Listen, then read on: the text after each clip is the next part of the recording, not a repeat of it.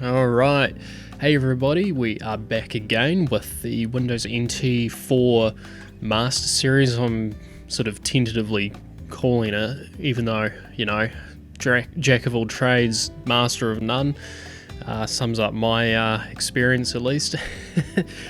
But we get it done, so yeah, carry on.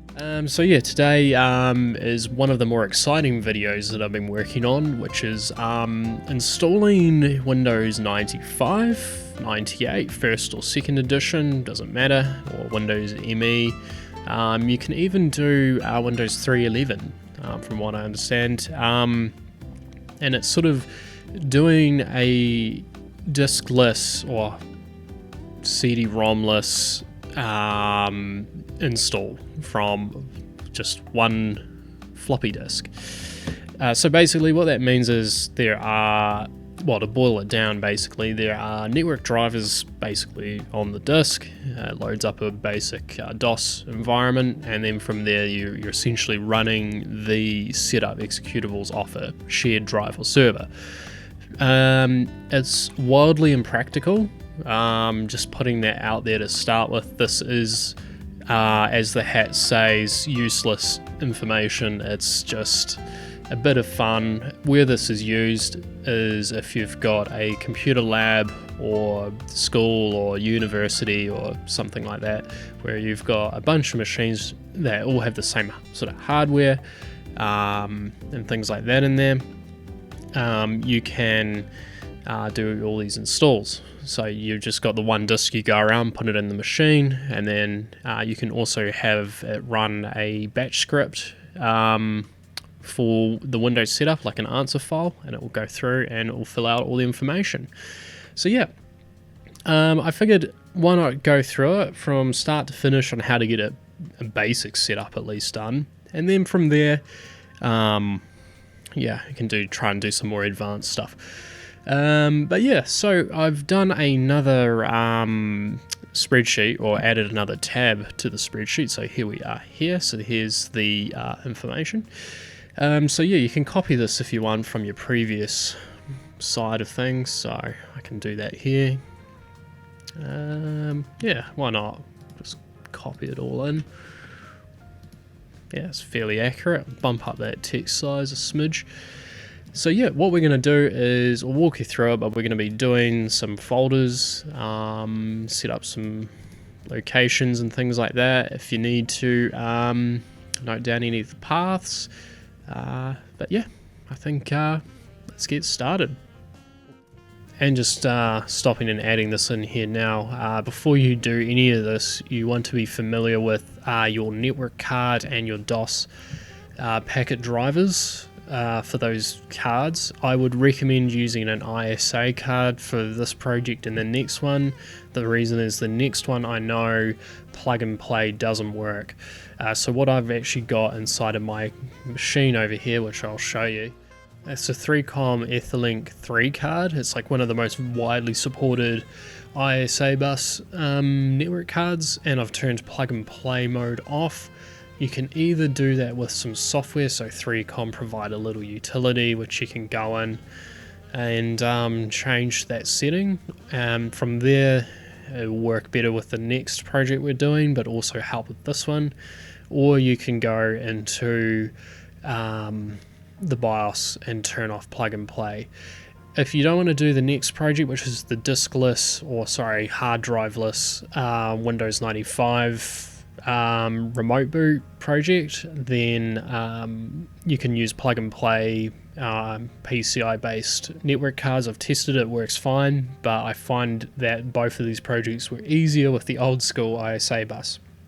And my top tip, lastly, for troubleshooting and trying to figure out if your network driver is actually working, is create a formatted system disk, which is just using the command prompt again, just going format a :/s to create that system floppy, and then copy the network drivers from your client install to that, and just without the auto exec to run the setup.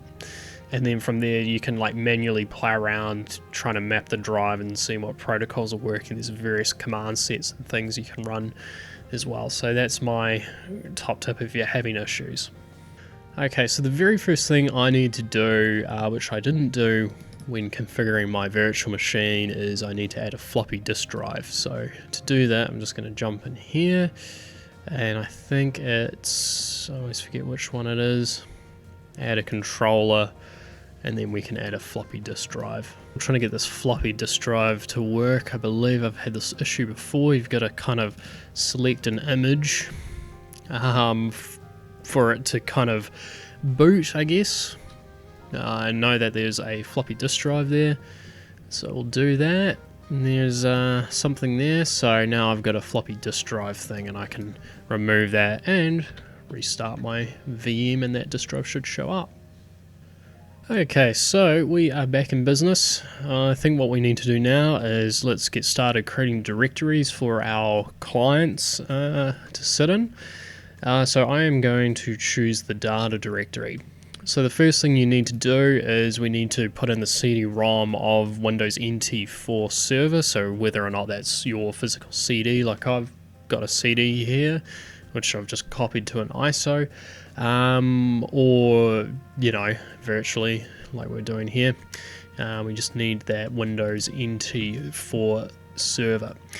So what that means is it allows us to copy the client install directories and files to this new directory, and then from there we can settle our network clients up. So to do that, we're going to go to Administrative Tools, Network Client Administrator. I've made a shortcut previously to that, so I'm going to open that up. So we've got a bit of a wizard that we can go through. We're going to be diving into more of these options future videos later, but the one you want is to make a network installation startup disk. So yeah, we want our CD-ROM drive letter, which is drive E, and inside of that CD-ROM drive letter will be a clients directory. So this contains all of the information and utilities and stuff to make the remote network boot work.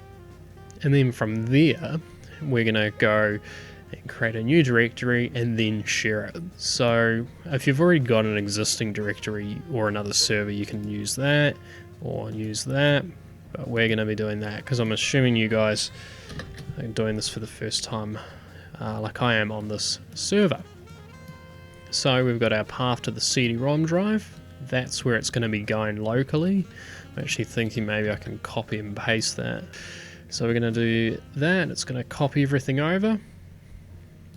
And then if we open up our client directory, there we go. That's everything from that CD-ROM moved in to that directory. Don't forget to unmap your CD, otherwise when you restart your server, it's going to load off the CD-ROM that's in there. So at this point, this is where it gets a little bit tricky and a little bit annoying. They assume back in the day that network administrators had like a golden master machine that they would pair with their server or whatever workstation they're doing these changes from. So you often had like network admins having like a Windows 95 or 98 machine that they would test doing group policies on or creating various files and things like that. You do need a Windows 9X machine in order to create a boot floppy disk. So that's when you format a floppy disk drive and you select format A : /S for Sierra, which you will see here, if that's zoomable. Or you can use the following image in the link below, which is just a Windows 98 disk, which I've formatted with this utility. There is a few gotchas with this, and you can download this, and there's also some other files in here which you will want as well. You can either copy these from the Windows 98 disk, one of them is fdisk and the other one's format, and here's the image, which you can use WinImage to write that to a floppy disk, or you can mount it like I'm about to do. But the reason why you want a Windows 98 disk, if you're installing Windows 98, you need the matched boot floppy to go with that OS. Otherwise, certain utilities might not work, and the built-in Windows 95 is the RTM version, so it only supports FAT16, which means that those format utilities and stuff that I've copied over won't work. I find that the Windows 98 floppy is universally more accepted, and makes life just a little bit easier. So you don't have to use it, but I've put the image there if you want it. We do have to add some files to it later because this doesn't seem to add them. But yeah, anyway, that's enough rambling, but that's why I'm choosing to use a Windows 98 floppy disk, boot floppy system disk, because it makes just overall all the OSs work a bit easier. So to do that, I'm actually going to mount that disk image. Okay, so I've mounted that image. Here we go here. The first thing I want to do now that this image is mounted is I want to view all the hidden files. There's all the files that are on the floppy. This one's a bit more fleshed out, just because I've added things to it. So to explain a bit about this, we've got the network adapters that you can use in your machine.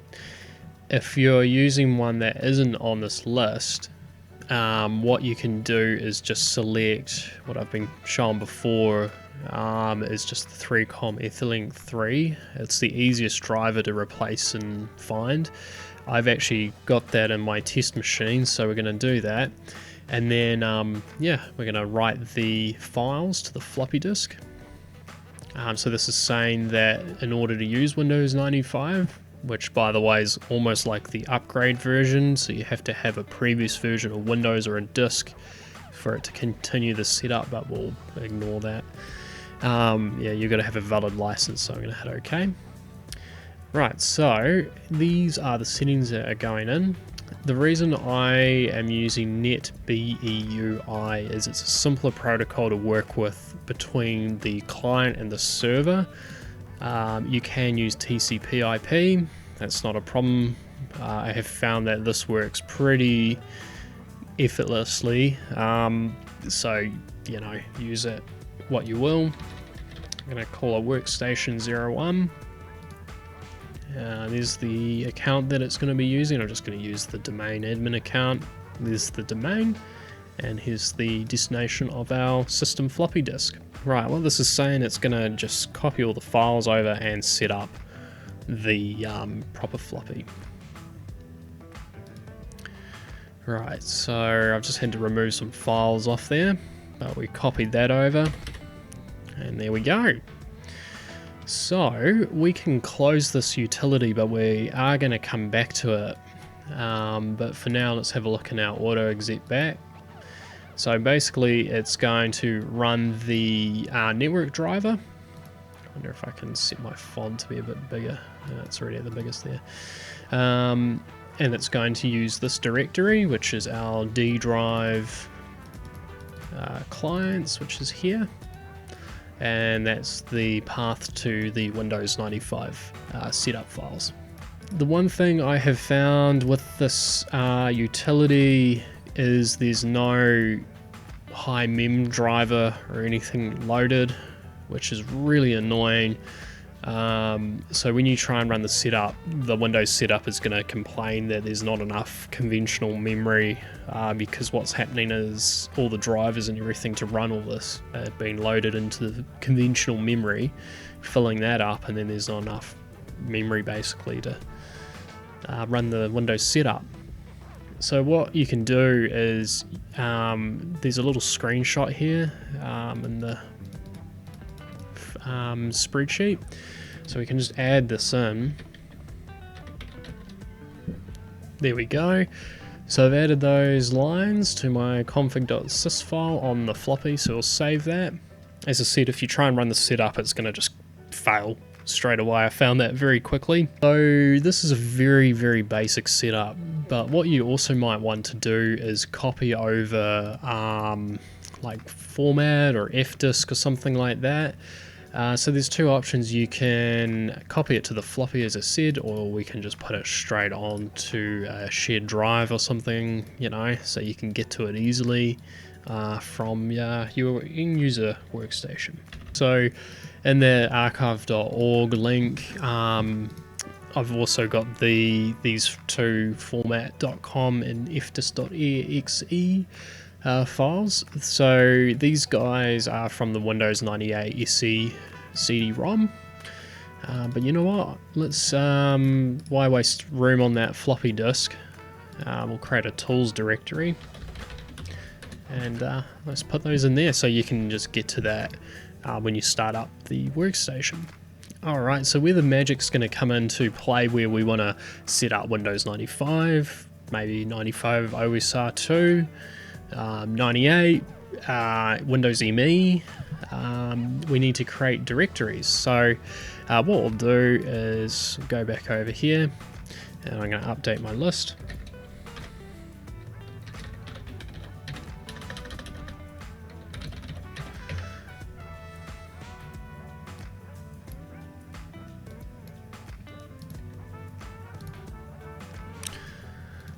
Okay, so the first thing we need to do is back up the following file, which is the ncadmin.inf.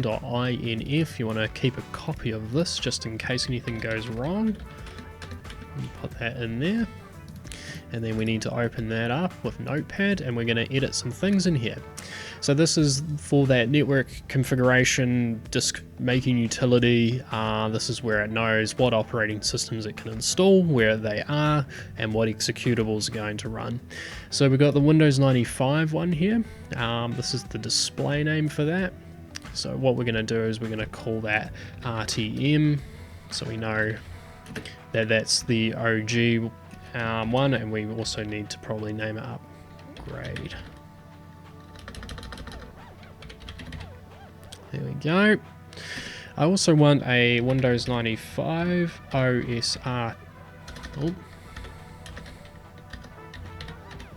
2 entry. So I'm going to label that.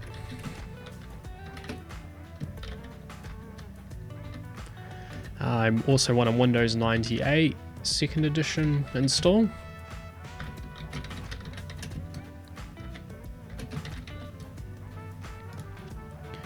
Okay, so those are our options. We need to also scroll down. These are all the network interface technologies. I can't remember what they're called, but not packet drivers, like protocol managers and things like that. And then we need to add those in here as well. So I'm actually going to cheat, and let's copy these guys. We'll scroll down, and we'll put those in there. So that is under display name, subdirectory name, display name, as well as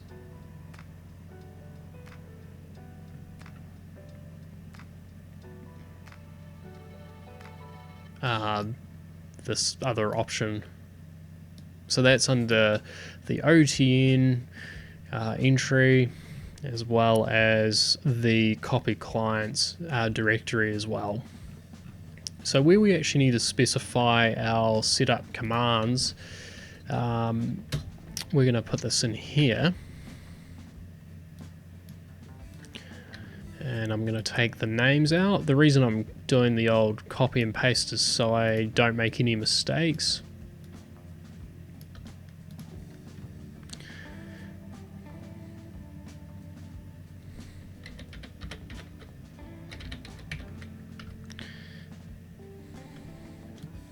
Get rid of this, and we're just going to put setup.exe like so. Right, let's double check our work here. So we got the Windows 95 RTM version, got the OS2 version, Windows 98, that's there. We just need to make sure that they've got the little equals sign on there, which they do. And then Let's go down further here. Make sure everything is in here as well. That it is. And then that our setup executables are defined in here. There's also Windows 11 stashed in there, although I haven't used that yet. I figured it might be a bit far-reached for NT4, but it's fine. Cool. So we'll save that. Okay, so now that we've saved that file, we actually do need to create the directories, so we'll do that now. For that, what I would recommend doing is just copying and pasting the name of those, and that's just so you don't make a spelling mistake, because believe me, I've made plenty of those doing this project. And then what we need to do is we need to make a folder in here called netsetup, like so, and we need to put that in each one of these. And I think with any luck, now we should have all our new operating systems listed. So here we go. So at this point, what we're going to do is I want to start with my Windows 98, and I'm using the full retail version of that, link in the description. And the reason for that is you can run batch scripts for configuring your setup environment, which I don't believe you can run those with the OEM version.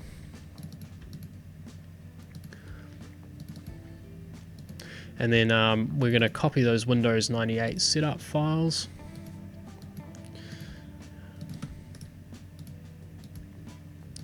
And we're going to put them in our net setup directory, like so.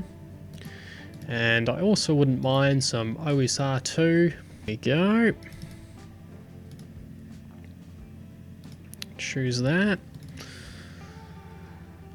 And here's my Windows 95 install. So we'll copy that and we'll put that into here.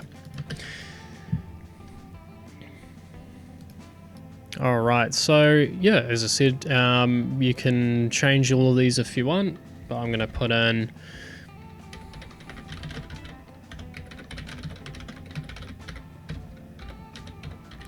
my names.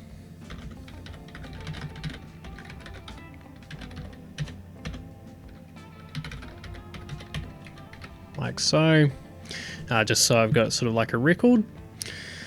Alright, so we have got our boot floppy created, at least for Windows 95 RTM. We've added these to the config.sys. We've copied everything over to the new directories. And yeah, we've got everything ready to go for the format and stuff like that. I just thought I'd cover off as well in regards to DOS packet drivers and networking and stuff like that. So when you're selecting your network options through the client administrator, aka these here, if you don't have one of these network cards and you want to use your own DOS packet driver, you can do that. What you need to do is copy the packet driver. You can either name it this file here. That's if you're selecting, when you're creating your network administrator installation disk. So that's this here. So if you select Etherlink 3, it's going to create this driver package here, and then inside of there will be the driver name as well as linked in the protocol settings. So you can either copy and paste your driver onto the disk using this file name and just rename it. Or what you can do is you can go through each one of these files search for the driver name.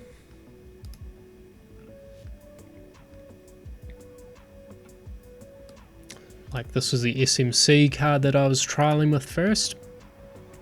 And then from there you can just rename it and save these files to your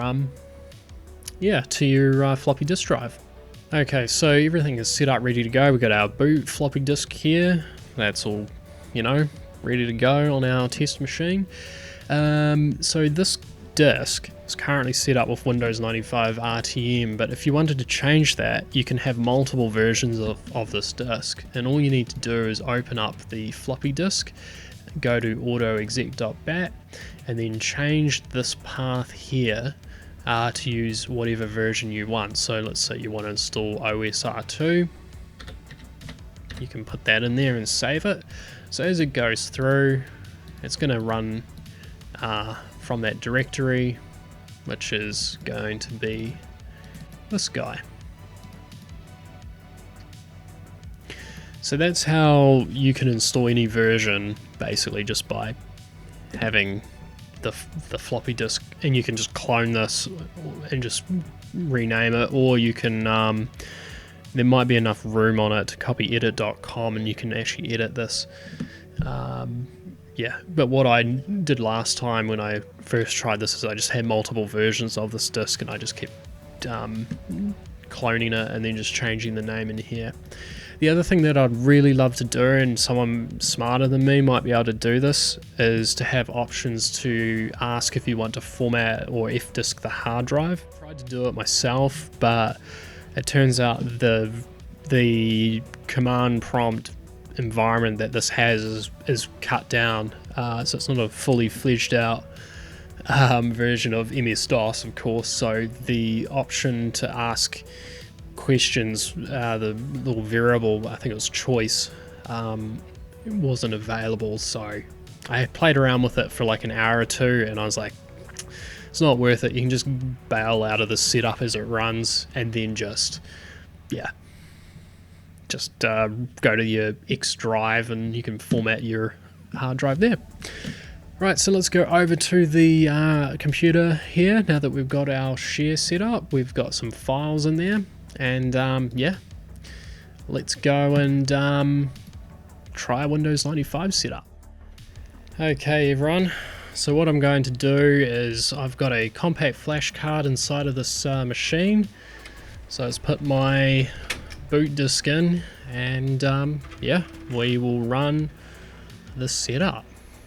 Alright, so I've got a 16 gigabyte card which is formatted, but I've only got it formatted in FAT16 because this is going to run the Windows 95 RTM release, which only supports FAT16 drives. Just a reminder, because I always get burned by that. And here's where the high memory stuff's all doing its job, which if we didn't have this in, it wouldn't be doing much, that's for sure. Okay, so at this point we can run administrator, or you can log in as another user. So I could run my Mitchell Lindsay domain admin, but I'm just going to hit enter to run the default. Put in your password. And it's asking, do you want to create a password file? Let's move myself over there. I don't know if we actually need this, so it works with either without it or with it. So I can create, yes, it's just going to store a little file. Put a password for that to lock it down.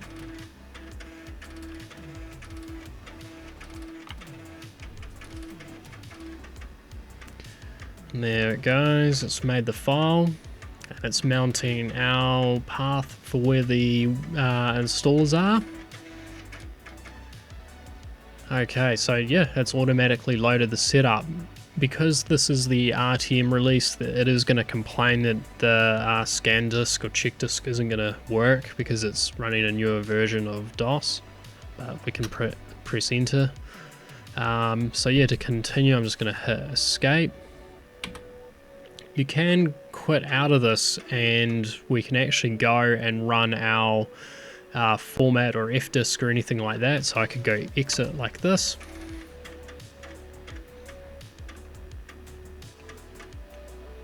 here we are at the command prompt, so we can go Z or Z, go to our directories and go to tools. There's our format. Can't see my keyboard. We can do like a quick format. There we go. It's that easy. And if I want to go and run that setup again, I can go to my Windows 95, oh sorry, 195 directory. Go to our net setup. Sorry, this kid's screaming behind. There's a school field where I live. It's really fun. Anyway, and we can go like setup -is as well, just to skip the disk check. So you can put that variable in the auto exec bat as well.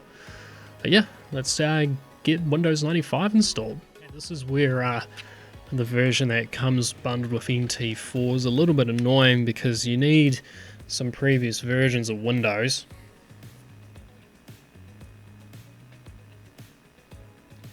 Yeah, there's a very blurry shot of what I've got, so I'm going to try one of these. See if it lets me. There we go.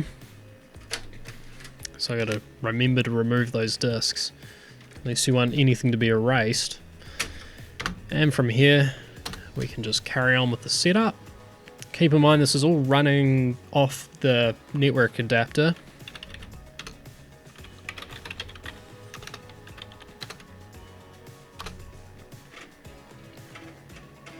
Looks like old plug and pray burned me there, froze on the auto detection of hardware, so we're going to do that again.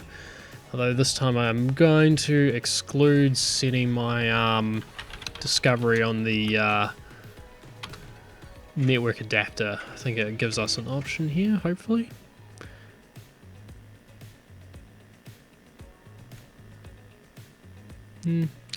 Maybe I might just try that guy there. We'll see how far we get.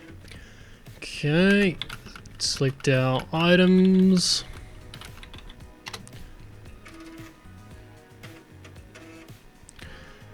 So we can add some protocols. I think I'll do some TCP, IP, and networking.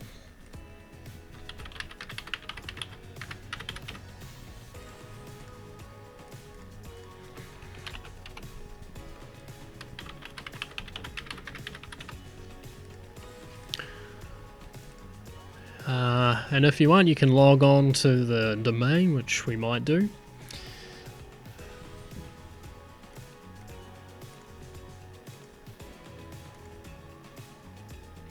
Select all the usuals. No, I don't want to do a startup disk. Right, carry on with the setup. Okay, so amazingly the setup's actually completed, so take the floppy disk out. And yeah, reboot the computer. The good thing about using one of these supported network cards, especially the 3Com Etherlink 3 card, is there's often a lot of drivers baked in. It's very, very widely supported. I'm not too sure what the next most supported card is, but it's pretty well up there. So yeah, that's at least the RTM install of Windows 95. It's all installed. I think we need to add our network adapter. Looks like I might actually need a Windows 95 setup.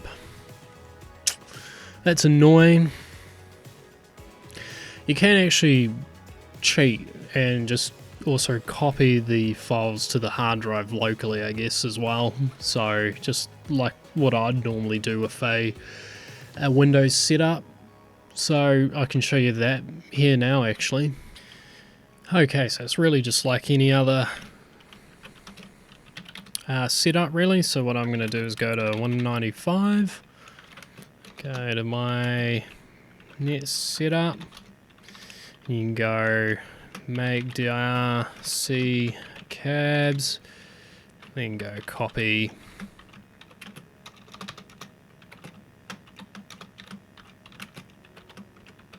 like so. That's just going to copy all the files from the server to the local drive basically. Alright, so because I copied that all over, there's our files, got our networking, so we can restart. Look at that, we've already got some policies and things like that. What was the other usernames that I set up? Oh, there we go, fresh machine, and yeah, got some stuff going on.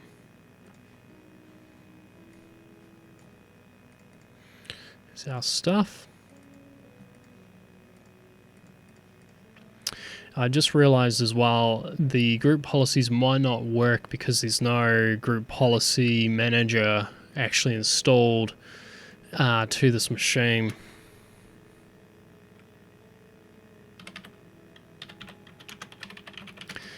So all of these group policies that normally would apply, like the wallpaper and the themes and all of that,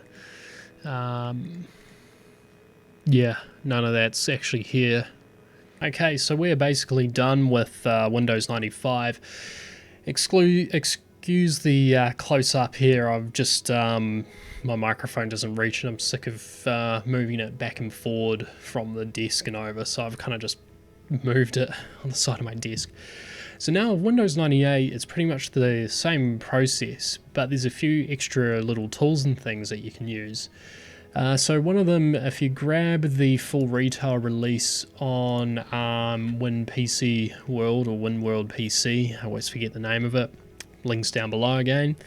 Okay, so you get some options. So if we'll open up the disk here and we go to the tools folder, then to ResKit, and then we get a few things. So one of them which you might want to copy over to an existing Windows 98 machine is the batch script tool. And what this allows you to do is create an answer file for Windows when you install it. I'll link Phil's Computer Lab, his video on doing this. It's quite helpful.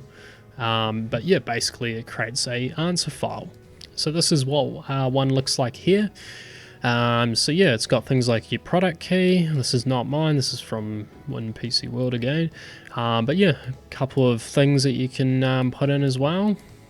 Like if you want to be a part of a work group, like I might change this to say domain, for instance. You know, if you've got any networking stuff, it's basically a wizard when you go through it. Allows you to customize the install, so this is really handy. From what I understand, this only works really, at least with Windows 98 2nd edition, it only works with the retail release, and I think it mostly works with the OEM release, but I believe that there's an issue with the product key, where you have to use a different product key. Can't quite remember, but I've just stuck with the same version and works a treat. So what I'm going to do is I'll save that. I've got a copy of that here, and I'm actually going to put that in this directory. So go to shared data. No, sorry, clients, Windows 98 SE. I don't have permissions to put that there.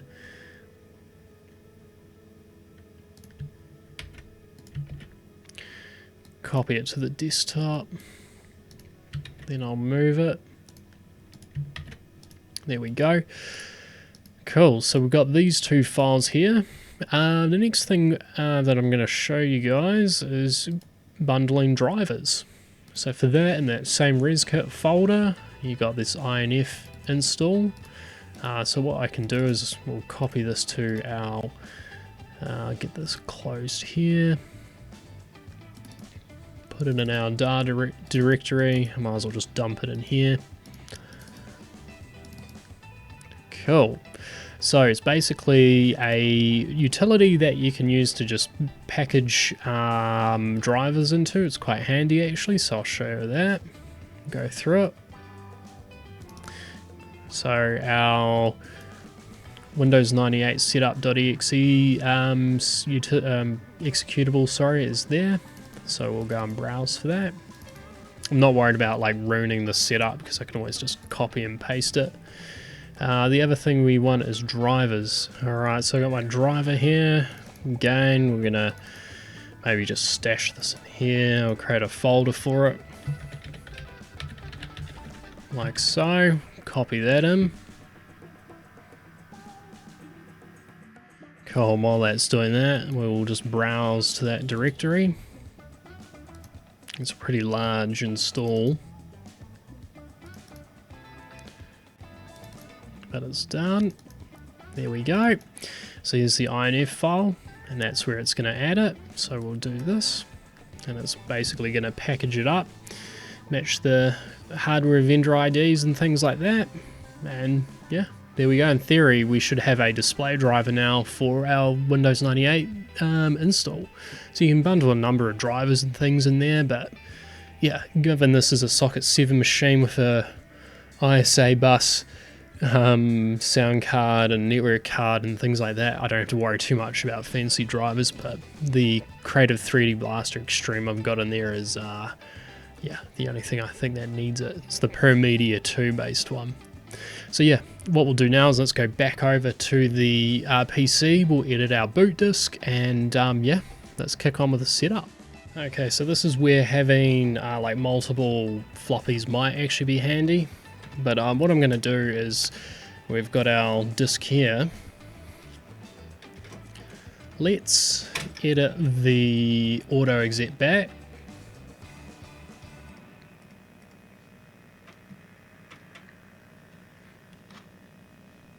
So here it is here. I'm just going to right click edit.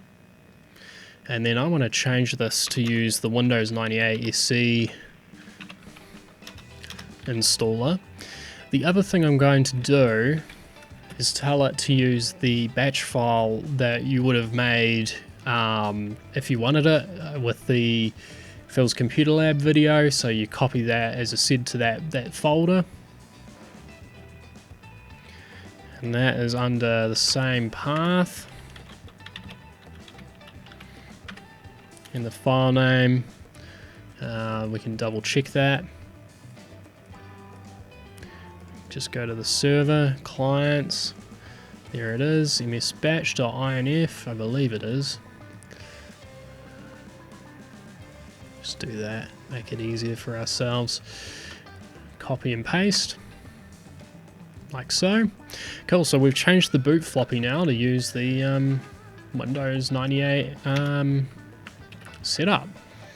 So let's restart, and what I'm going to do is also format the drive. Just get rid of this setup, and then that way now it's completely free and empty. Okay, so we're at the same place that we normally get to with Windows 95. You can skip this hard drive check, but it might actually be handy in the meantime until, as I said, someone might be able to figure out how to do the startup options where you can, you know, choose to format a drive or not. But yeah, it allows me now just to hit escape at least, and then go to our tools directory, format the C again with a quick format. Oops, even though the name wasn't quite right. Create another cabs directory. And go back in here.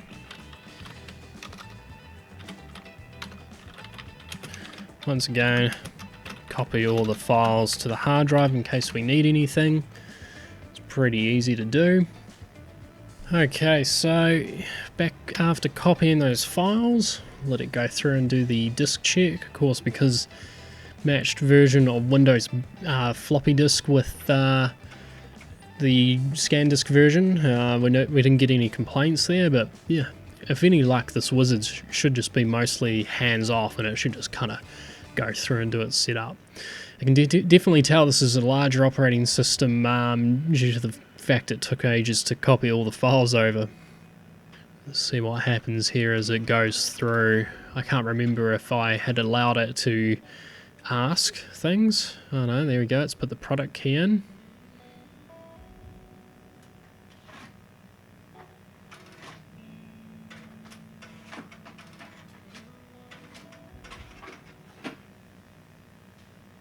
Okay, so after quite a bit of time, and it's getting darker outside, we've finally got the the OS here. So yeah, there's my graphics driver. You can actually up the colors and things like that. Look at that. Don't know what sort of refresh rate that's in.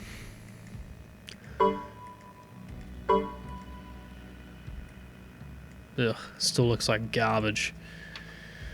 Apparently 56 kilohertz according to my monitor, so yeah, it might not be looking the best on the capture there, but that's okay.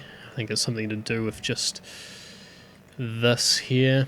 Yeah, I think it's software related because every time I change it, the refresh rate doesn't seem to change, but that's okay. There it is there, that's cool, it's got all of that. Nice, sweet. What are we missing in terms of drivers? Just a few basics, I guess nothing too major. But yeah, that's the Windows setup at least for this. It's pretty standard. I mean, yeah, not too much to change really. You can join it to the domain as well. Might as well do that.